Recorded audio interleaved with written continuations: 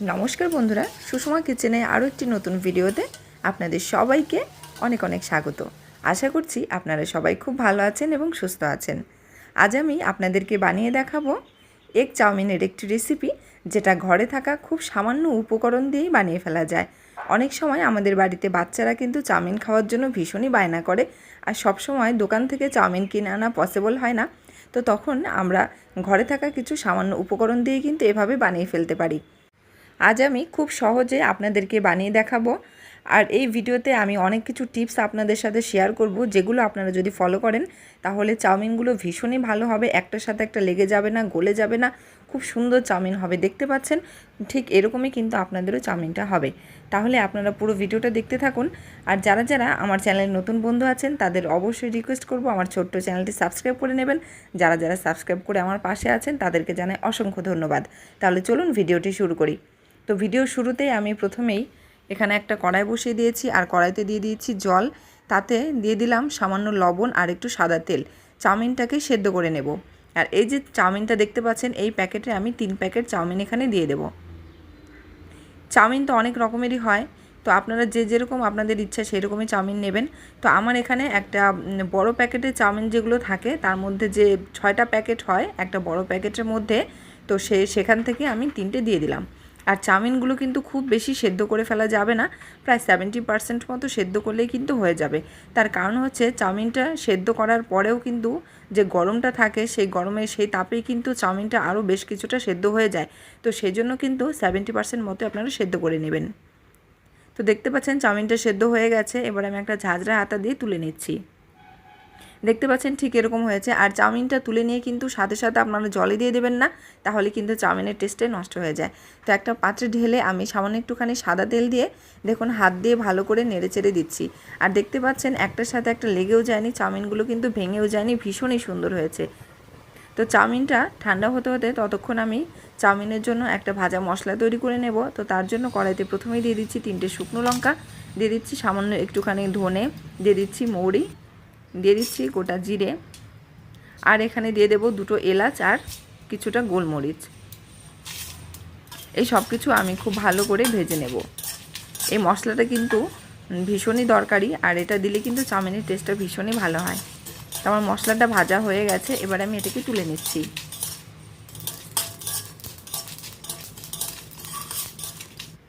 ওই কড়াইতেই আমি দিয়ে দিচ্ছি কিছুটা তেল, আর এবারে আমি একটা ডিম এর মধ্যে ভেজে নেব। একটা ডিম দিয়ে দিলাম, আর সামান্য একটুখানি লবণ দিয়ে দিলাম, আর খুন্তি দিয়ে ভালো করে নেড়েচেড়ে এটাকে একেবারে ভেঙে ঝুড়ি ঝুড়ি করে নেব।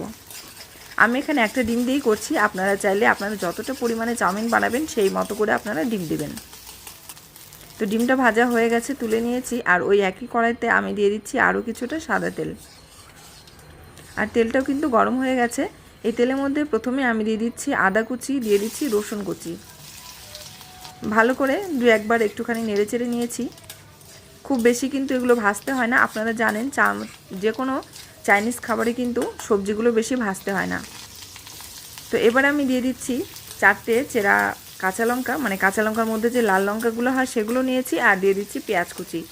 পেঁয়াজ আর কাঁচা লঙ্কাটা কিছুক্ষণ আমি নেড়েচেড়ে দিয়ে দিলাম গাজর কুচি, আর আপনারা দেখে বুঝতে পারছেন গাজরটাকে আমি এভাবে লম্বা লম্বা করে কেটে নিয়েছি। গাজরটা 2-1বার মতো ভালো করে নেড়েচেড়ে এবার আমি এখানে দিয়ে দিচ্ছি ক্যাপসিকাম। ক্যাপসিকামগুলো আমি ঠিক একইভাবে কিন্তু লম্বা লম্বা করে কেটে নিয়েছি।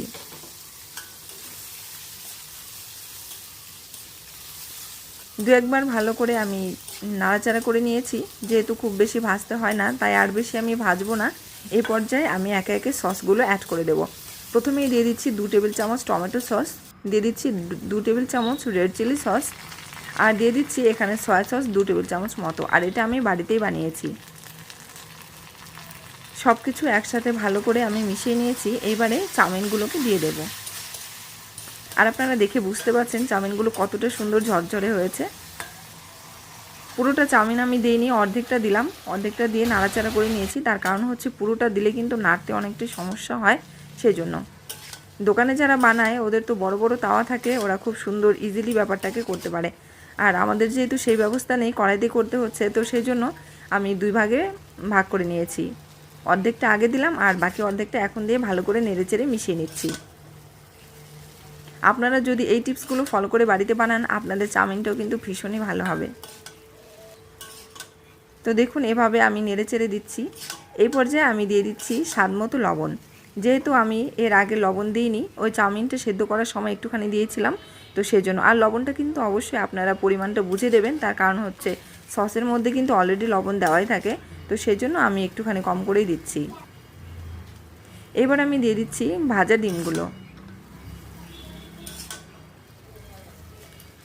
আবারও ভালো করে নেড়েচেড়ে দেব। ভীষণই ঝরঝরে হয়েছে, একটার সাথে একটা লেগেও যাচ্ছে না, আপনারা দেখে বুঝতেই পেরেছেন কতটা টেস্টি হবে। এবার আমি এখানে দিয়ে দিচ্ছি লেবুর রস। আপনারা চাইলে এখানে ভিনেগারও দিতে পারেন, তো যেহেতু আমি ঘরে থাকা উপকরণ দিয়ে বানাচ্ছি তো সেজন্য আমি এখানে লেবুর রসটাই দিলাম। আবারও আমি কিছুক্ষণ নেড়েচেড়ে নিয়েছি। আর এইবার আমি দিয়ে দিচ্ছি চিনি। সামান্য একটুখানি চিনি আমি দিয়ে দিলাম, তার কারণ হচ্ছে চিনিটা একটু দিতেই হবে এখানে। আর আপনারা যদি না চান তাহলে চিনিটা এখানে বাদও দিতে পারেন। যেহেতু এখানে কয়েক রকমের সস আমি দিয়েছি, লেবু রস দেওয়া আছে, যেহেতু এখানে লঙ্কাও আছে, তো সেজন্য টেস্টটাকে ব্যালেন্স করার জন্য একটুখানি চিনি দিয়েছি। আর সবশেষে আমি দিয়ে দিচ্ছি ভাজা মশলা। এই মশলাটা দিয়েও ভালো করে একটুখানি নেড়েচেড়ে নেব। আর গোটা প্রসেসটা কিন্তু আমি মিডিয়াম ফ্লেমে করেছি, না হাই ফ্লেমে না লো ফ্লেমে। আর আমার চাউমিনটা কিন্তু একদম রেডি হয়ে গেছে, দেখতে পাচ্ছেন। এবারে আমি নামিয়ে নেব। ওপর দিয়ে কিছুটা পেঁয়াজ, শসা কুচি আর টমেটো সস দিয়ে আমি পরিবেশন করছি। দেখতে পাচ্ছেন ভীষণই সুন্দর হয়েছে। তো আপনারা বাড়িতে অবশ্যই এইভাবে বানাবেন আর বানিয়ে আমাকে কমেন্ট করে জানাবেন কেমন হয়েছিল।